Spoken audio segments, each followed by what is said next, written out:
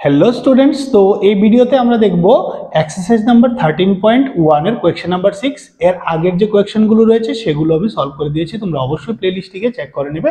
তো এখন দেখবো আমরা 6 নাম্বারটা কি বলেছে। দেখো 6 নাম্বারটা, একটি ঔষধি ক্যাপসুল চোঙ আকৃতির যার প্রতিটি প্রান্তে একটি অর্ধগোলক আটকানো আছে। দেখো এই ক্যাপসুলটার এই প্রান্ত একটা অর্ধগোলক রয়েছে, এই প্রান্ত একটা অর্ধগোলক রয়েছে এবং ক্যাপসুলটির মোট দৈর্ঘ্য হচ্ছে 14 সেন্টিমিটার। পুরোটা দৈর্ঘ্য 14 সেন্টিমিটার না, সরি মিলিমিটার, এবং ব্যাস হচ্ছে 5 মিলিমিটার। ঠিক আছে, 5 মিলিমিটার। হ্যাঁ, এর পৃষ্ঠতলের ক্ষেত্রফল নির্ণয় করো। ঠিক আছে, তো প্রথমে আমরা কি কি জানতে হবে সেগুলি একটু বুঝে নেই। তো দেখো, এই হচ্ছে কি অর্ধগোলকের ব্যাস। এটা কি অর্ধগোলকের ব্যাস। কত দিয়েছে? 5 মিলিমিটার। তো আমরা লিখছি অর্ধ গোলকের ব্যাস সমান সমান 5 মিলিমিটার। ঠিক আছে, এই সম্পূর্ণটা হচ্ছে গিয়ে 5 মিলিমিটার। তো অর্ধেকটা কি হবে? ব্যাসার্ধ হবে। তো অর্ধ গোলকের ব্যাসার্ধ অর্থাৎ আর হয়ে যাবে আমাদের কত?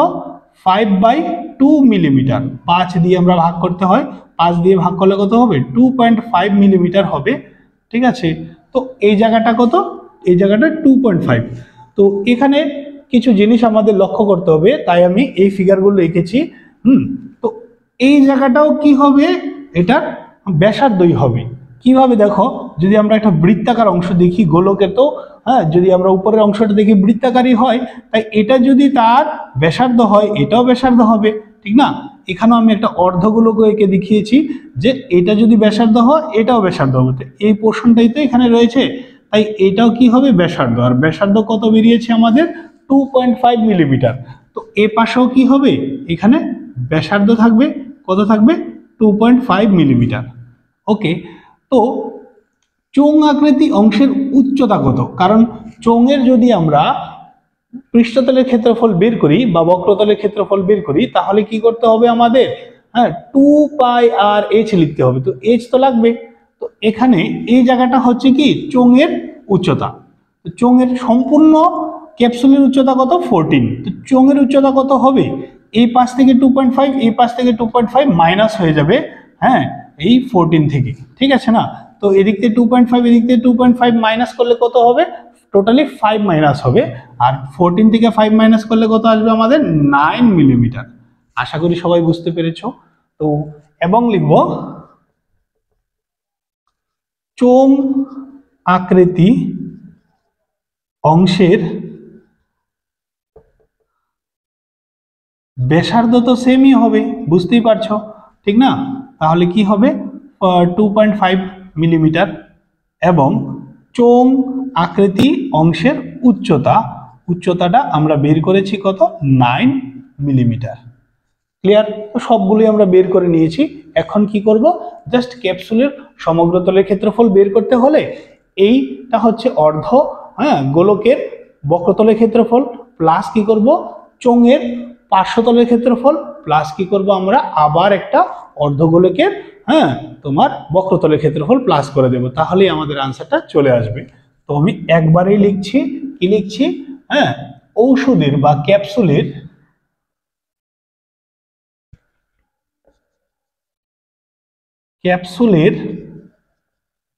পৃষ্ঠতলের ক্ষেত্রফল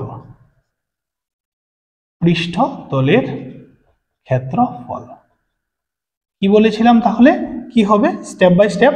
প্রথমে কি করতে হবে আমাদের? অর্ধ গোলকের বক্রতলের ক্ষেত্রফল প্লাস করতে হবে। ঠিক আছে, প্লাস কি করব? চোঙের